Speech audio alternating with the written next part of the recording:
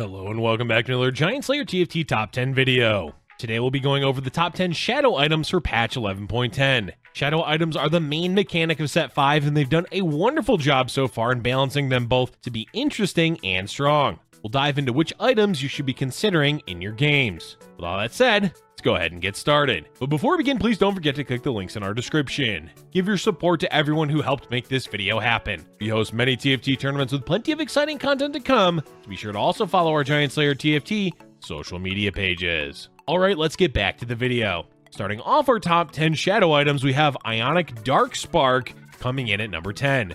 Quite a few shadow items were contenders for the number 10 spot due to the recent wave of buffs that happened in the 11.10 patch. Of those buffed, Ionic Dark Spark has interesting applications that we've begun to see pop up in the meta. But at the end of the day, all of the newly buffed shadow items need a bit more testing to truly determine what the best ones are. As for Ionic Dark Spark, it is the shadow variation of Ionic Spark and is built from a rod plus cloak, with one or both of them being a shadow component. It acts similarly to Ionic Spark as it zaps nearby units that cast spells and deals damage based on their mana.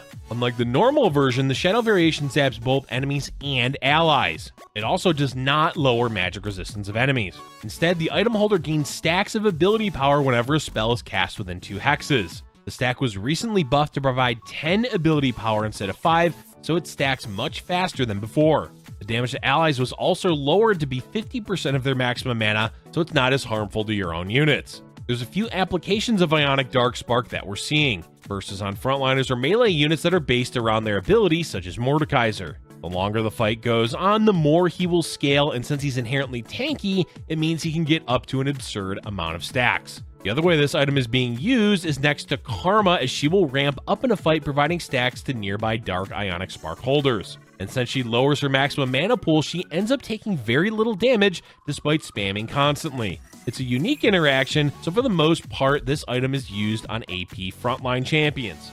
Keep an eye out for it rising in popularity as the meta evolves. Up next, we have Frozen Darkheart coming in as the number 9 shadow item. This item would have easily been in the top 3 if it hadn't just received a rather large nerf in patch 11.10.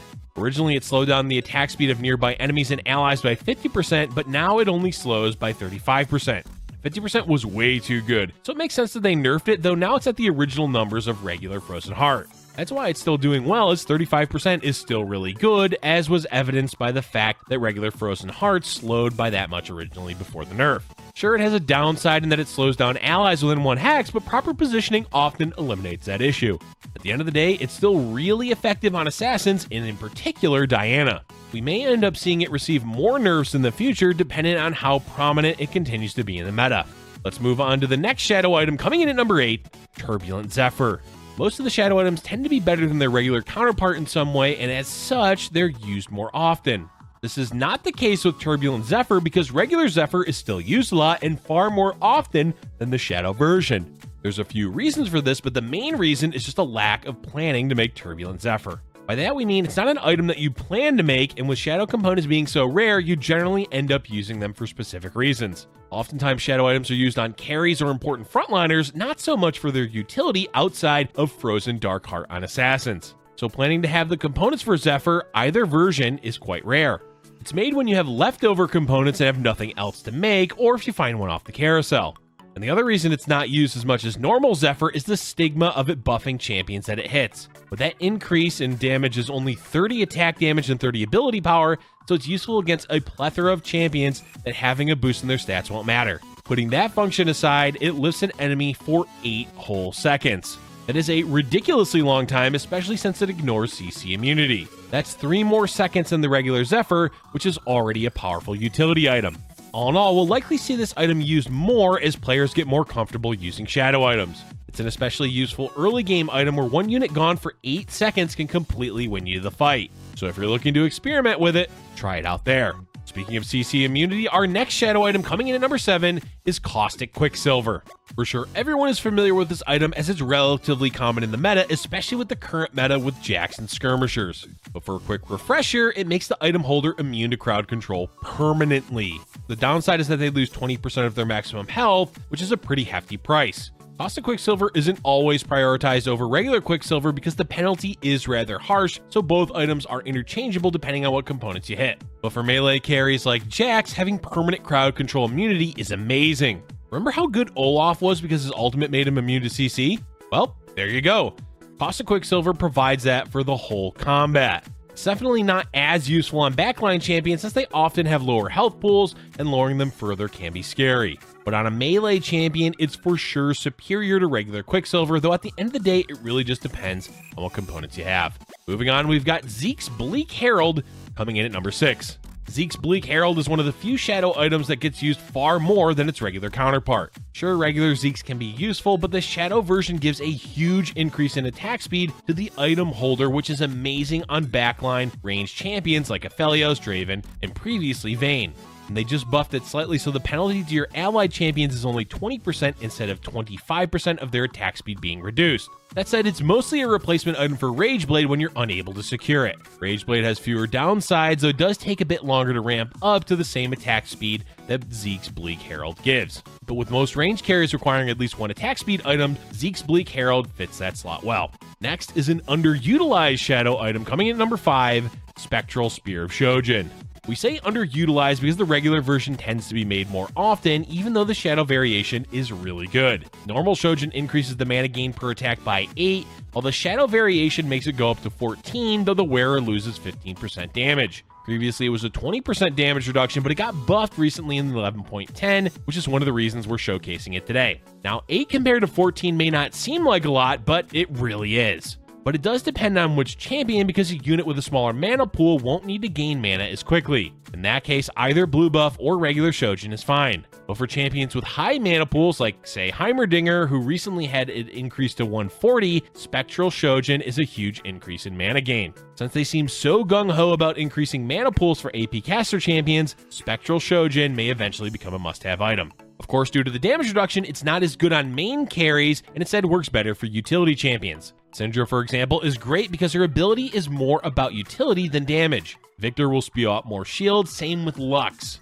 So we recommend experimenting with different utility champions, but do also suggest giving it to your main carry if they have a high mana pool like Heimerdinger. Up next, we have the more evil Morellonomicon coming in as the number 4 shadow item. The shadow item has one of the largest penalties as it lowers the item holder's ability damage by a whopping 50%. That's okay because it has one of the most extreme increases in utility compared to the regular version. Basically, it does everything that regular Morellonomicon does, just longer. And by longer, we mean a lot longer. Normally, the burn effect of Morellonomicon lasts for 10 seconds, but the shadow version lasts 25 seconds. Let's ignore the damage portion of it because even though it's dealing 100% of the target's maximum health, it is over 25 seconds. Instead, it's the healing reduction that matters the most. In set 5, there's a lot of healing from traits, champions, and items. Having a way to reduce that healing is quite helpful, and there's several ways to do it. But none of them that last for 25 seconds, which is why the shadow version of Morello's is so good. That said, you do need to be careful which champion you place it on as they need to be able to spread it with AoE, but not as the main carry.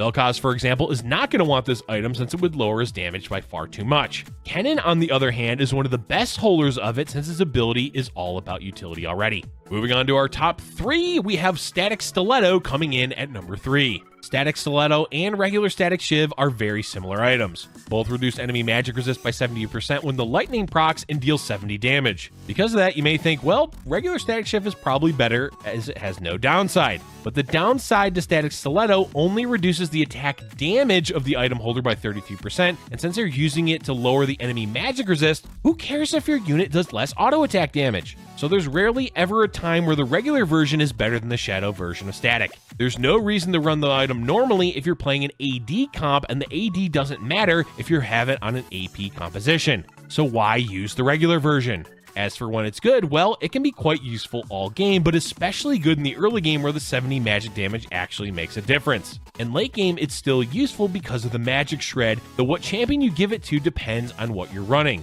Karma, for instance, doesn't auto-attack much, so it's not great on her, same with Vel'Koz. Heimer or Teemo, though, attack frequently, so it's good on them. Just experiment and see what works best. Coming in at number 2, we have Fallen Guardian Angel. we consider whether or not Fallen Guardian Angel should be moved higher on the list because they do keep nerfing it. Originally, it brought back the unit with almost 100% health, but now in 11.10, it's down to only 70%. But compared to regular Guardian Angel, it's just so much better, as 70% is likely going to be higher than the measly 400 that the regular version gives. Of course, the downside of Fallen Guardian Angel is that it lowers the item holder's attack speed by 50% after reviving, so you're rarely ever going to want it on a carry. That does mean, for carries especially, the regular version is better. But for every other champion, especially utility frontliners like Garen or Morgana, Fallen Guardian Angel is far, far superior. And the number one shadow item for patch 11.10 is Gargoyle Stoneplate of Immortality. Let's be honest, the regular Gargoyle Stoneplate sucks. Okay, that's a bit harsh, but it's not that useful of an item, and a lot of the time, that's because there are a lot of ways to get past increased armor and magic resist. Heck, we even just had a meta with Vayne, a champion that does true damage which completely ignores resistances. Despite moving past that meta, it's still the case that increased armor and magic resist is not going to make too much of a difference unless it's at a much higher number than what the regular Gargoyle Stoneplate can provide. And that's where the Shadow version comes in, as instead of providing resistances, it heals the item holder for 45 health every 2 seconds for each unit attacking them. Sure, it falls off once you hit late game, but until around stage 4, it's one of the best, if not the best, frontline items. Slap it on a Gragas and leave him alone in the front line, and he will tank all of the damage and still survive. Give it to a Knight, and the same thing will happen. The only major downside, besides falling off late game, is that if you run into anyone with healing reduction. But outside of that situation, it's certainly one of the best win streak items that you can have during stage 2 and 3. Alright, that's all we have for you for today, folks. The shadow items have been one of the best mechanics that they've ever introduced in TFT. But the set is still new, so expect to see a lot of changes to which items are at the top of the meta. In particular, keep an eye out for the newly buffed shadow items, Warmog Sacrificial Armor, Sacrificial Redemption, and Eclipse Cape. Let us know in the comments section below which shadow item you like the most. Thank you for watching, and if you're enjoying our content, please be sure to hit the like button and subscribe for future Giant Slayer TFT videos.